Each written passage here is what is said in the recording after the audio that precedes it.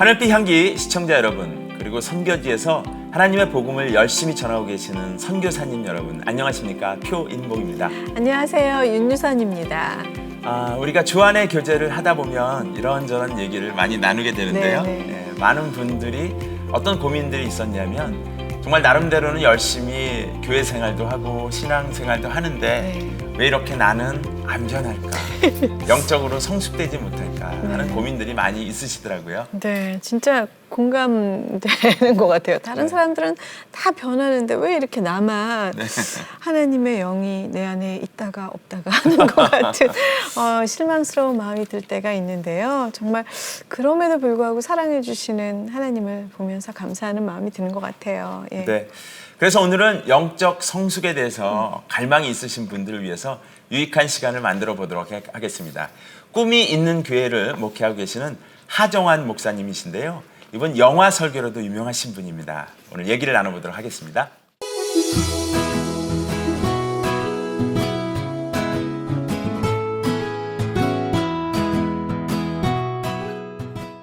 목사님 나오셔서 감사합니다. 네. 안녕하세요. 네.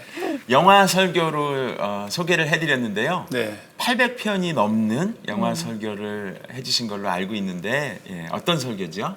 한 20년 가까이 99년도에 교회를 개척한 후에 계속 영화 설교를 3부 예배 때 해왔어요. 근데 이제 그러다 보니까 일반적인 영화들을 기독교적인 관점에서 재해석하는 방법을 써서 그러니까 1년에 보통 한 45주에서 50주 설교하니까 그렇게 한 800편 정도 어림짐작 그렇게 됐습니다. 그럼 주일 설교하실 때 저 성경 말씀으로 또 공부하시고 또 영화를 또 보시고 설교 준비하시고 그러셔야 되네요. 그렇죠. 두 번 설교하죠. 1, 2부 예배는 강해 설교를 하고 3부 예배가 소위 열린 예배, 구도자 열린 예배라고 그래서 영화 설교를 주로 합니다. 궁금한데요. 궁금하네요. 어느 예배 때 더 많이 들어오시나요? 2부 예배 때가 많이 옵니다. 2부. 아무래도 뭐 말씀이 더 좋지 않겠어요? 그렇죠. 근데 이제 처음 교회를 오시는 분들은 이런 친근한 또 그런 부분이 있습니다. 말씀에 어떨까요? 세상의 영화잖아요. 그러니까 영화가 지금 사실 미디어의 영향력이 너무 강한데요. 영화로 무슨 영화로 설교하니 이런 하는 분들이 많아요. 근데 우선 첫 번째 영화가 가지고 있는 굉장히 강력한 그 소위 컨텐츠가 있잖아요. 그걸 어떻게 복음으로 재해석할 것인가 이게 첫 번째. 만약에 그게 잘 되면 당연히 이제 세상 사람들과의 만나는 접촉점. 저는 특별히 청년들에 대한 관심을 갖고 청년 목회를 하고 있기 때문에 그들과 만나기 위해서 영화는 굉장히 탁월한 도구죠. 그렇죠. 또 뿐만 아니라 영화라는 미디어가 일방적으로 주입되어져서 미디어의 폐해가 너무 심하지 않습니까? 그래서 일종의 미디어 교육의 차원도 됩니다. 왜냐하면 영화로 설교를 하면 내가 본 영화는 이런 내용인데 목사님이 다시 재해석을 하게 되니까 그때부터는 이 세상에 어떤 종류의 영화를 보더라도 자기를 이렇게 보호할 수 있는 필터가 생기는 거죠. 그런 여러 가지 장점이 있습니다. 그럼 영화를 선택하시는 기준은 또 어떨까도 궁금합니다. 요새 영화가 너무 많죠. 많고 폭력적이기도 하고 일단 선택하지 않는 영화가 있습니다. 좀 야한 영화는 안 하고 그리고 또 너무 폭력적인 영화도 하지 않고 주로 이제 흥행에 성공한 영화. 아무래도 거기에 굉장히 재미난 코드가 있기도 하지만 또 나쁜 영향력도 있기 때문에 그걸 어떻게 잘 해석할 것인가의 문제가 있고요. 그리고 이제 또 우리 교인들이 강력 추천하는 영화. 뭐 주로 한 3가지 범주에서 고릅니다. 어쨌든 첫 시작이 있었을 텐데요. 계기라고 해야 되나요? 어떤 영화부터 시작하셨을까요? 제가 원래 전공이 제자훈련이 전공이었어요. 그래서 이제 미국의 시카고에 있는 트리니티라는 신학교에서 제자훈련을 전공을 해서 로버트 콜만 교수님 밑에서 공부하고 있었는데 어느 날 한 학기 과목이 그 윌로크릭 교회라고 빌 하이버스 목사님의 교회에 참여해서 공부하는 거였어요. 근데 거기가 소위 열린 예배, 구도자 예배를 드리는 교회였습니다. 근데 주로 이제 앞에 드라마, 짧은 스킷 드라마로 문제를 제기하고 그 다음에 복음적 설교를 하는 그런 교회였는데 굉장히 감동을 받았어요. 그래서 야, 이거 너무 좋다. 그래서 한국에 돌아왔을 때 그 드라마를 가진 설교를 시작을 했었습니다. 네. 근데 그것도 한 뭐 200편 정도를 썼어요. 제가 그냥. 그런데 이제 드라마로 하는 설교도 굉장히 좋아하는데 어느 날 타이타닉이라는 영화를 보게 됐는데 그 영화가 너무 감동적이잖아요. 특히 이제 배가 침몰할 때 현악 사중주 그 연주 네 주를 가까이 하게 함을. 근데 그건 아무리 말을 해도 그만한 감동이 없으니까 이 장면을 직접 보여주는 게 좋겠다 싶어서 한번 보여줬죠. 너무 좋은 거죠. 그래서 드라마 설교와는 다른 의미의 강력한 힘이 있었어요. 그때부터 이제 영화 설교를 시도하게 된 겁니다. 네. 그 중에 가장 인상적인 영화는 또 어떤 게 있었을까요? 굉장히 많거든요. 근데 저는 개인적으로 아주 좋은 영화는 어렸을 때 봤던 뭐 미워도 다시 한번. 그리고 이제 제가 신앙적으로 상당히 어려움을 겪고 있었을 때 전도사 담임 전도사 시절에 굉장히 힘들 때 봤던 아마데우스. 뭐 그런 좀 그리고 뭐 최근에는 뭐 레미제라블이라든지 뭐 굉장히 많죠. 네. 예. 그럼 그런 영화들은 상영 시간이 뭐 2시간 가까이 굉장히 되는 게 길죠. 일반적인데 그럼 그걸 다 보나요? 아닙니다. 그게 아니고 네. 제가 설교 전체적인 설교 내용에 성경 본문을 중심으로 해서 전체 설교의 큰 그림이 그려지지 않습니까? 네. 그러면 그 중간중간마다 한 3분에서 3분 전후에 클립들을 한 4-5개 정도 만들어서 보여주고 얘기하고 보여주고 얘기하고 이런 식입니다. 네. 영화 설교 저도 한번 꼭 좀 가서 은혜를 받고 싶은데 영화에 이렇게 어쨌든 조예가 깊으시다 보니까 뭐 조회는 뭐 그렇습니다. 네. 직접 영화까지 제작하셨다는 얘기를 들었는데 맞습니까? 예, 뭐 그냥 그렇게 볼 수도 있는데요. 영화를 오래 하다 보니까 영화 설교를 하다 보니까 영화를 만들어 보고 싶다. 그래서 10계명을 주제로 10계명이 라틴어로 데칼로그인데 데칼로그 시리즈라는 제목으로 재해석을 좀 해보자. 그래서 영화를 만들고 싶어서 첫 번째 단편 영화들이죠. 첫 번째 만든 영화가 6계명으로 제 살인하지 말라는 계명으로 만든 영화가 버스라는 영화였어요. 그리고 계속 만들 계획이었죠. 근데 버스를 만들었는데 그게 너무 잘 된 거예요. 만들고 보니까. 만들었는데 뭐 부산국제영화제에서도 초청작으로 초청받았고 또 뭐 환태평양 영화제에서는 최우수 단편 영화상을 받고 굉장히 여러 군데 영화제에서 상을 받았어요. 그러니까 이제 그 영화를 만든 감독이 그 당시엔 성균관대 학생인데 그게 너무 잘 나가니까 그걸 가지고 이제 이 친구가 또 한예종의 대학원 과정 들어가고 바빠서 만들 수 없는 상황이 돼버렸어요. 그러던 차에 이 친구가 졸업하면서 바로 만든 첫 번째 장편 영화가 검은 사제들이었습니다. 예. 그래서 너무 잘 되니까 저도 봤어요. 그래서 뭐 그건 뭐 어떡해요.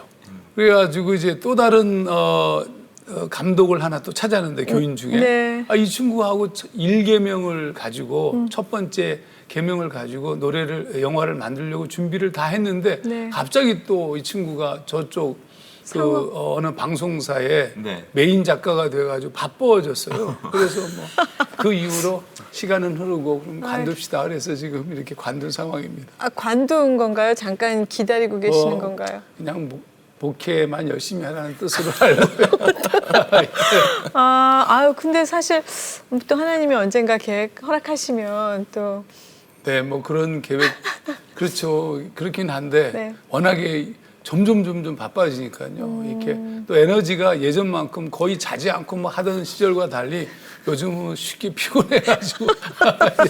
근데 목사님 이렇게 뭐 말씀을 하시지만 정말 달란트가 많으시고 다양한 활동을 하신 걸로 제가 알고 있는데요. 그 순빗소리. 순빗소리. 네네. 제주도에 있다고 맞습니다. 들었습니다. 그 문화단체인 걸로 알고 있는데. 노래패입니다. 네네. 그렇게 다양한 활동을 하게 되시는 이유가 있을까요?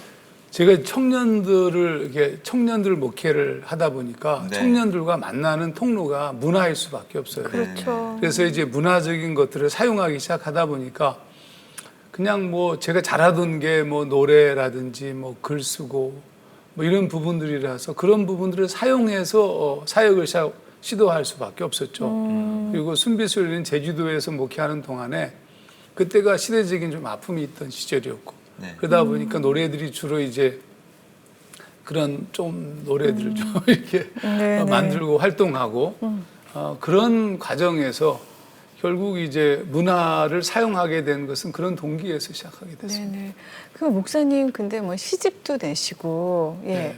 학창 시절부터 막 예능에 굉장히 예, 다재다능하셨다고. 그 전혀 시원찮았는데요. 사실은 공부도 좀 못했어요.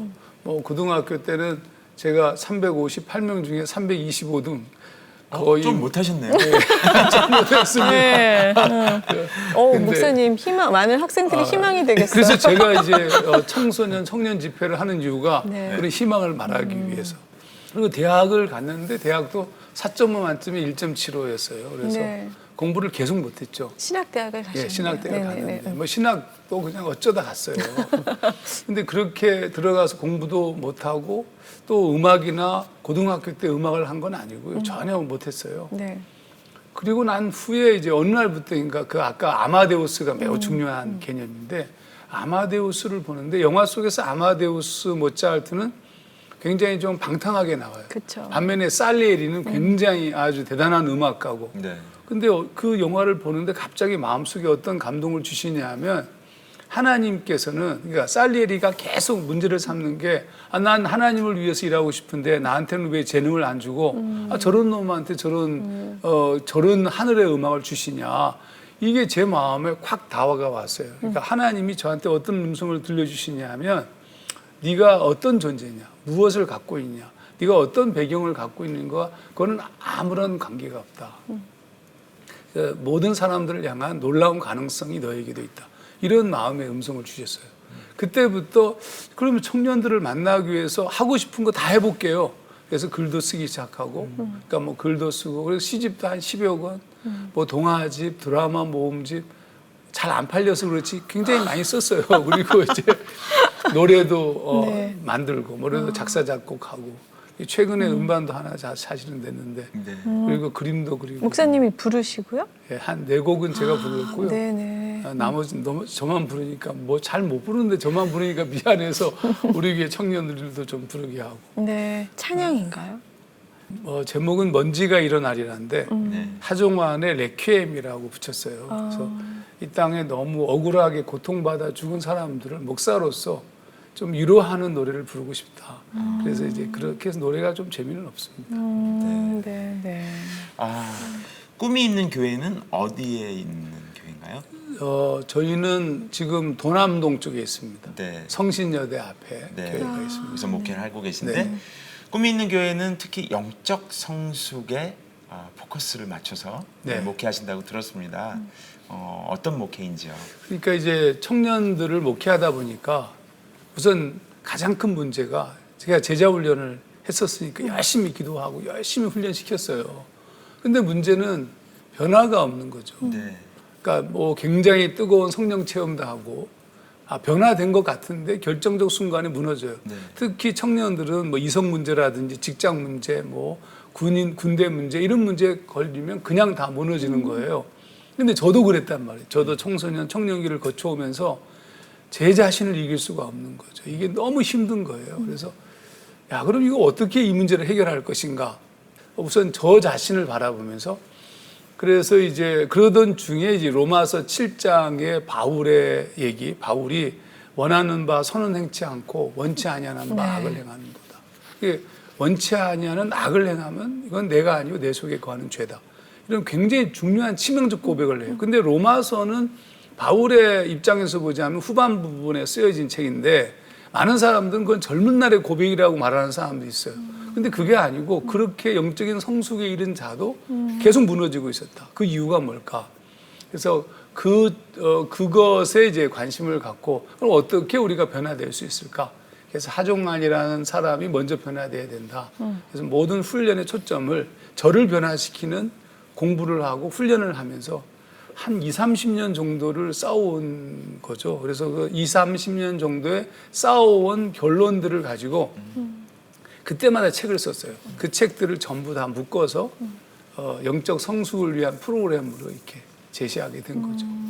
그러면 20, 30년 동안 목사님 스스로를 변화시키려고 노력하셨다는 그런 말씀이시잖아요. 셈입니다. 예. 저희도 지금 계속 그 얘기를 많이 하는데 왜 이렇게 안 바뀔까요? 그러니까 가장 안 바뀌는 이유는 네. 소위 말하면 기아 자동차 옛날 기아 변속기 네. 할 때 1단, 2단, 3단 이렇게 올라가잖아요. 네. 근데 2단에서 3단으로 가야 돼요. 근데 이제 한국 교회의 훈련이나 프로그램들이 대체적으로 어느 한 단계 스탑돼 있어요. 그 다음 단계로 가야 돼요. 아, 네. 근데 그 다음 단계의 훈련이나 공부나 질이 바뀌어야 되는데 맨날 같은 내용의 수준의 내용들을 시기만 달리해서 반복하고 있어서 변화되지 않는 겁니다. 그러니까 이제 영적 성숙이라는 말을 쓴 이유는 계속 단계적으로 발전해서 거룩함에 이르는, 그러니까 에베소서 말씀에 그리스도를 아는 것, 믿는 것과 아는 일에 하나가 되어 온전한 사람을 이루어 그리스도의 완전성에 이르러야 된다. 그게 우리의 목적치가 돼야 되는데 그래서 이제 한 단계를 높이면 변화가 와요. 네, 그 지금 오셨으니까 네. 그 단계를 성숙시키는 저희가 못하고 있는 그 단계가 그 지점에 뭐가 가장 먼저 있을까요? 바꿔야 될 것은 신앙적 행위를 능동적에서 수동적으로 바꿔야 돼요. 그러니까 무슨 얘기냐, 말씀을 목사님 말씀 좋은 말씀만 쫓아다니잖아요. 네. 그러니까 전부 다 능동적인 말씀들이 어떻게 보자면 내가 선택하는 거라고요. 네. 그리고 기도도 내가 원하는 것만 하는 거예요. 근데 영적인 성숙의 단계는 첫째 수동적이 돼야 돼요. 그러니까 하나님의 말씀을 듣는 거예요. 그러니까 내가 원하는 말씀을 찾는 것이 아니라 네. 성경을 읽으면서 그 속에서 하나님의 음성이 들려야 된다고요. 네. 그러니까 말씀의 묵상에 매우 강조점을 둔 훈련이 돼야 돼요. 그다음 두 번째는 기도도 내가 원하는 기도가 아니라 하나님의 음성을 듣고 하는 기도가 돼야 돼요.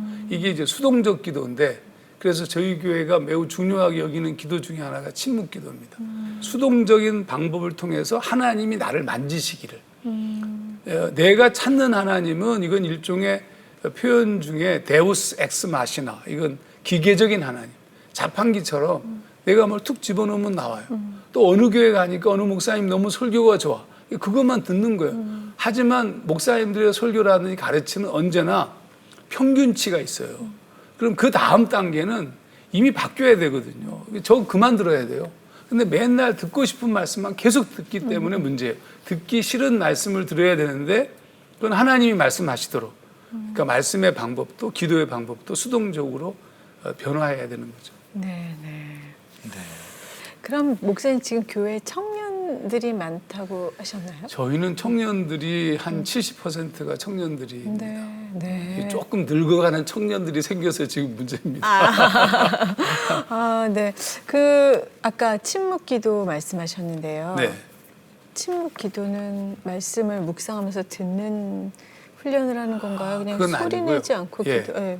그러니까 침묵 기도는 좀 쉽게 얘기하자면 우리라는 존재 자체가 만들어진 게 그냥 단순하게 만들어진 것이 아니라 성경 말씀에 유혹의 욕심을 따라 썩어져가는 구습을 쫓는 옛사람을 벗어버리고 이런 말씀을 해요. 네네. 그 옛사람이라는 말이 영어 성경에서는 old self라고 부릅니다. old self라는 것은 오랜 시간 동안 만들어진 나라는 거예요. 그 오랜 시간 동안 만들어졌는데 그냥 만들어지는 것이 아니라 유혹의 욕심을 따라서 내가 뭔가를 선택하는 것들이 프로그램이 된 거예요. 구습.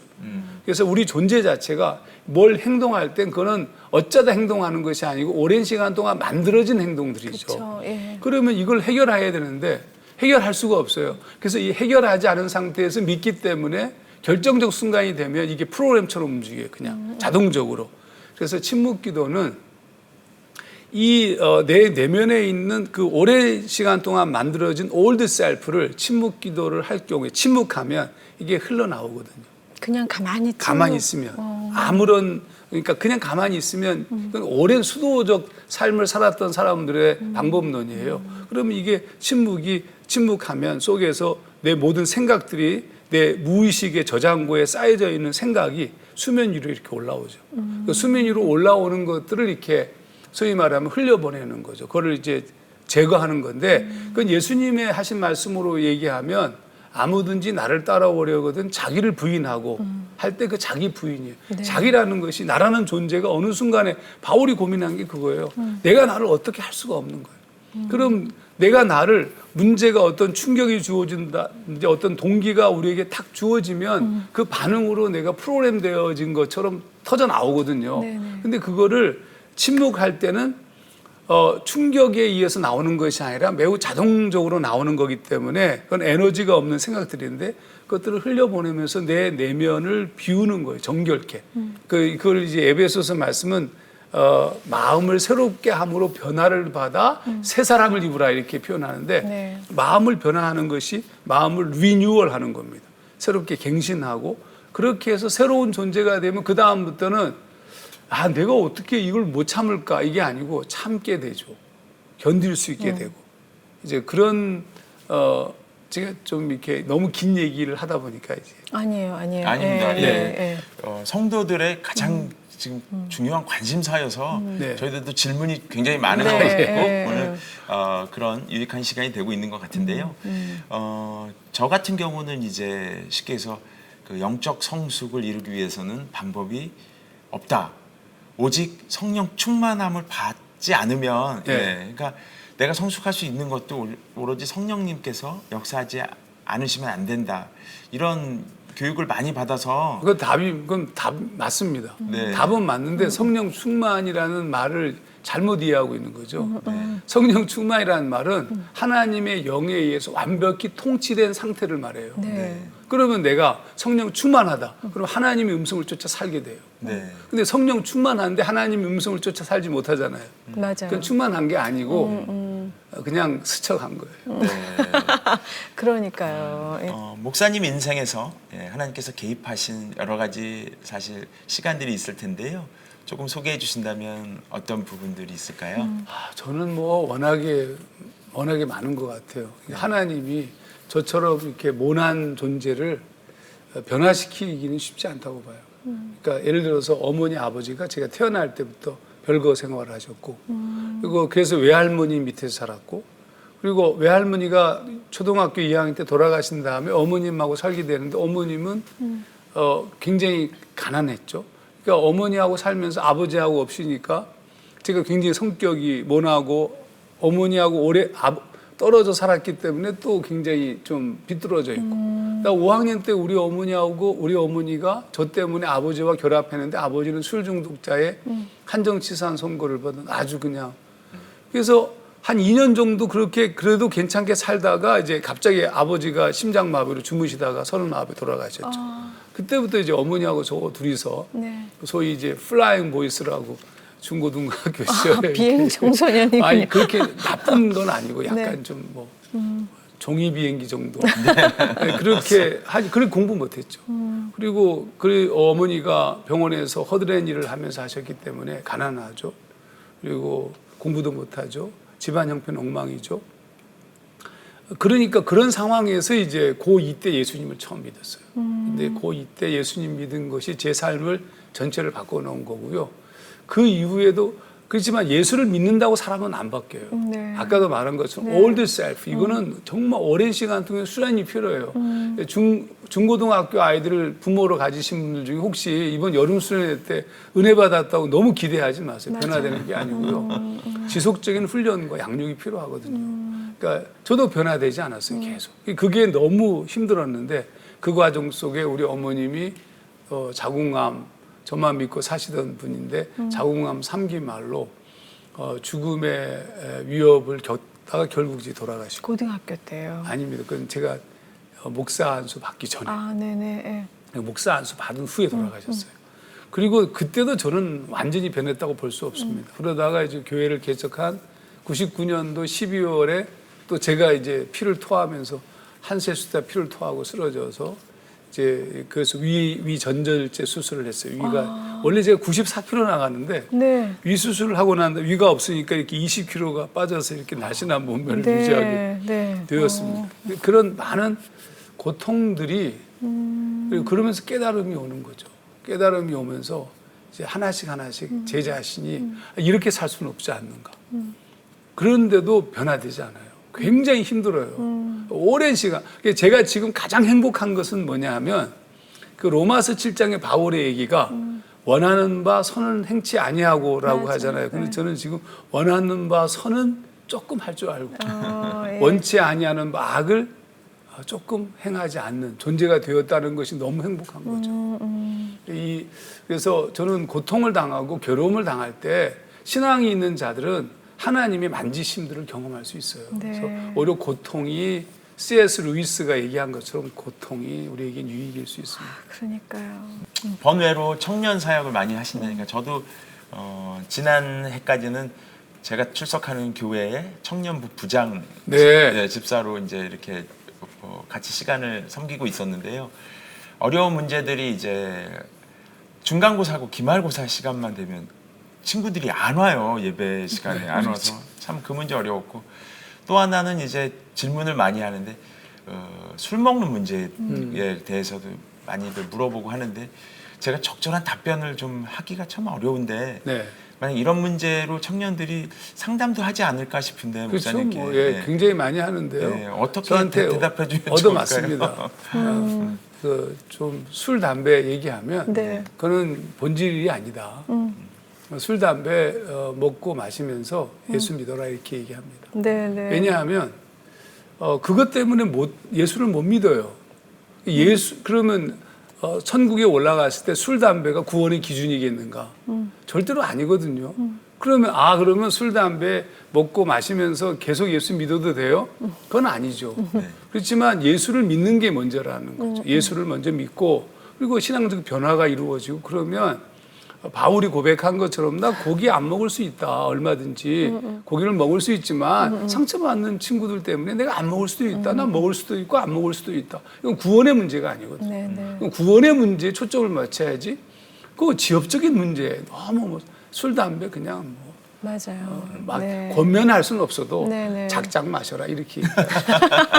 그러다가 그렇게 지도해 주던 청년들이 이제 어느 날 보니까 변해요. 그런 것들이 다 끊어지고 그렇죠. 예 이렇게 출석하게 그러면 또 큰 기쁨이 있는 것이죠. 뭐 기쁠 것도 없어요. 당연한 거니까 그냥 네. 본인들 자신이 그걸 끊었다고 뭐 자랑하지도 않아요. 네. 부끄러움을 알게 됐죠 나중에. 이제 끊었는데 이거 목사님 이제 끊었습니다. 축하해. 그건 맞죠 저한테. 그런 네. 변화들이 네. 있어지고 그러니까 결국에는 복음은 예수 그리스도는 모든 것의 대답이에요.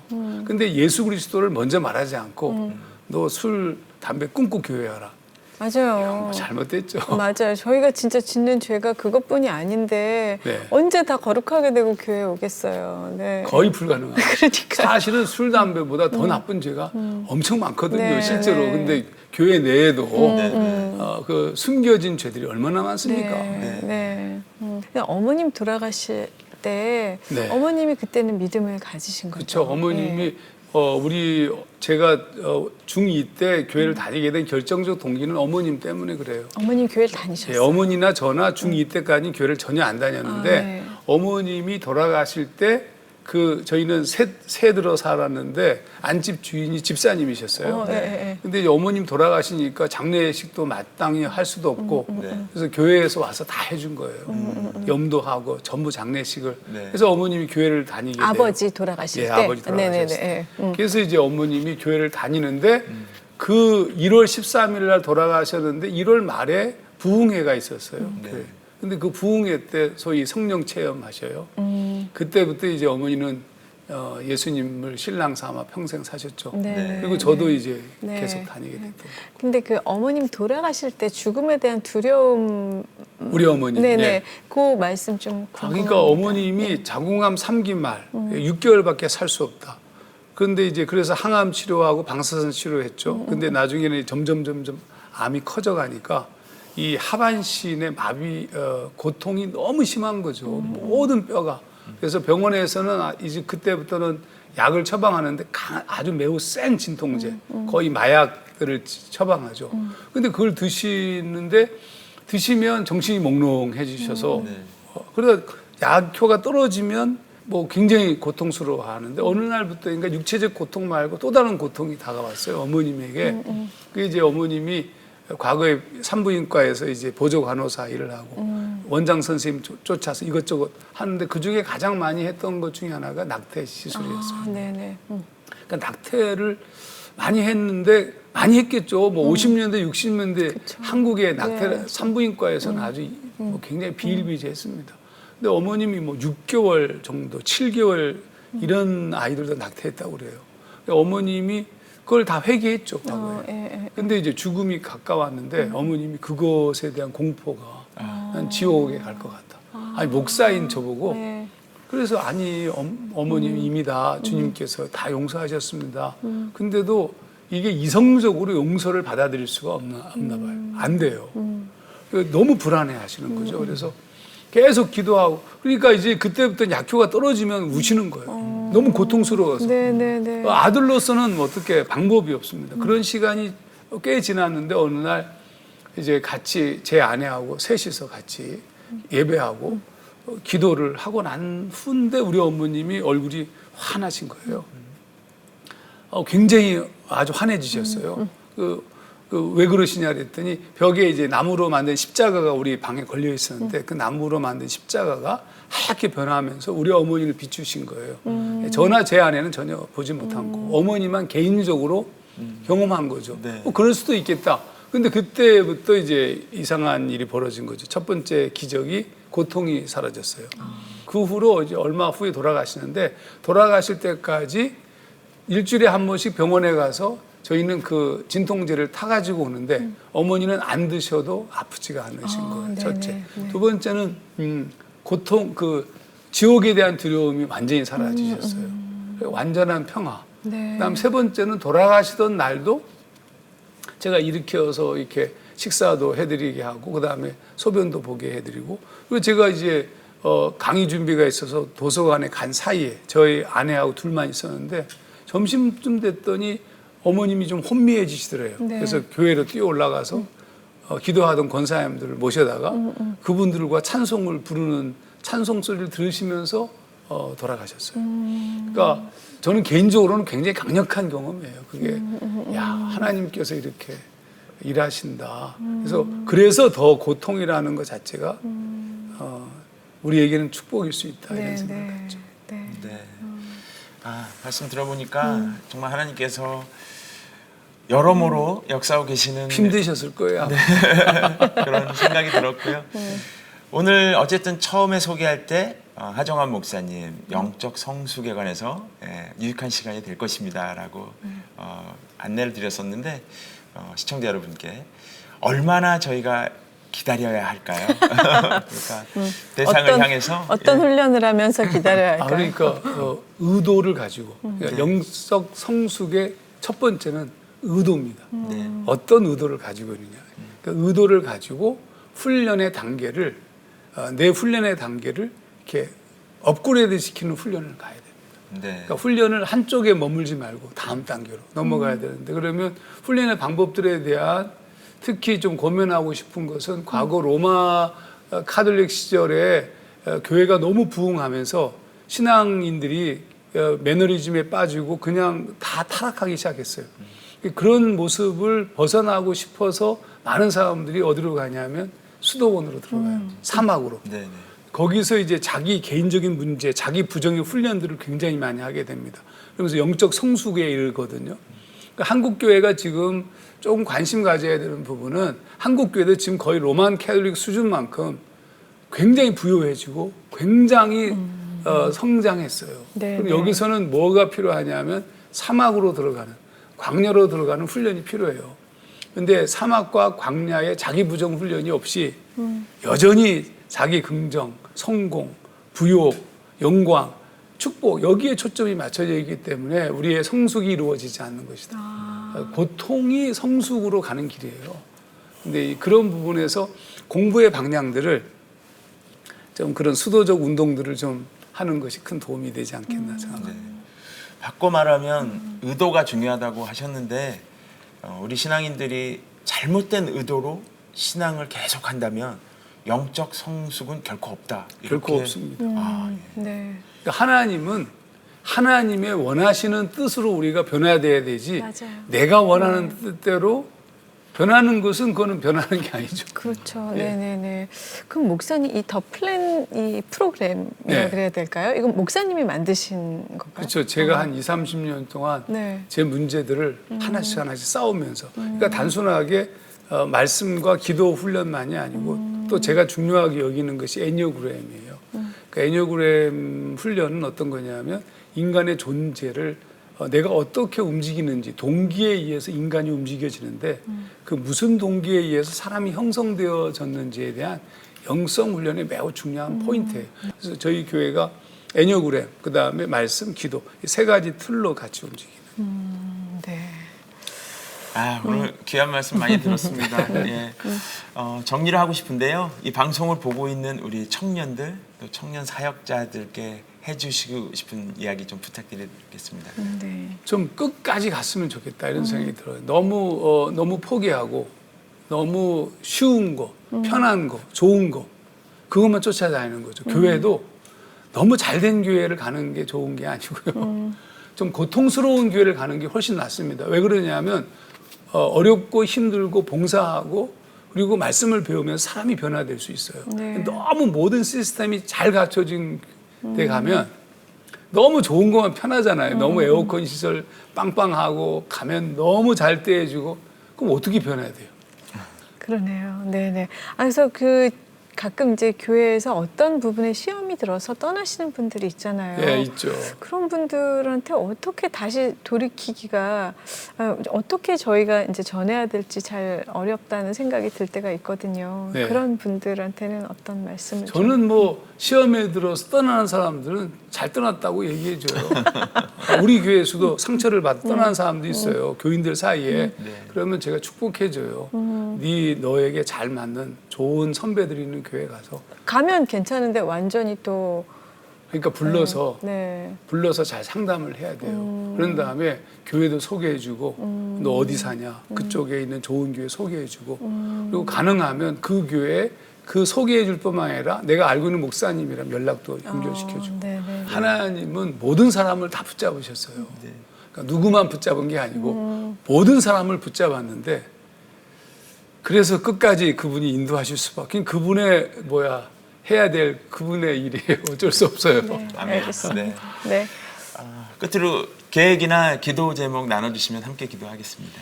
제가 시카고에서 공부할 때 시카고 제1연합감리교회라는 교회에서 교육 목사로 있었어요. 근데 새벽에 기도하는데 하나님이 제 마음에 주신 감동이 뭐냐면 조국에 잃어버린 청년들을 회복하라 였어요. 그래서 돌아와서 교회를 개척하고 그때부터 지금까지 그리고 제 소원은 그냥 이제 죽을 때까지 청년들에게 설교하는 청년 설교자로 청년 목회자로 그렇게 남기를 소망하고요. 진짜 한국교회 청년들이 하나님 앞에 돌아올 수 있는 길들을 이렇게 먼저 간 자로 이 길을 한번 쫓아와봐라 이렇게 제시하는 그런 것을 할 수 있는 목사가 되는 것이 제 기도 제목입니다. 네. 목사님 오늘 함께 해주시고 좋은 말씀 주셔서 감사합니다. 고맙습니다. 네, 고맙습니다. 네, 오늘 목사님과 얘기를 나눠보면서요. 제 자신이 왜 이렇게 변하지 않을까 하고 절망하고 포기했던 시간들 또 주변을 둘러보면서 너는 왜 이렇게 변하지 않니 하고 주변을 힐난했던 시간들이 막 떠올랐는데 오늘 그 어떤 의도 하나님께서 원하시는 의도로 내가 신앙하고 있는지 아니면 내 의도로 신앙하고 있는지 짚어볼 수 있는 점검할 수 있는 좋은 시간이었던 것 같습니다. 네, 진짜 나를 버리고 나를 부인하고 하나님께 온전히 내어드리고 순종하면서 따라야 한다는 게 성경에 나오는 그 먼 얘기가 아니라 저희한테도 동일하게 필요한 시대가 아닌가 하는 생각이 들었습니다. 네. 함께해 주신 여러분 고맙습니다. 다음 시간에 뵙겠습니다.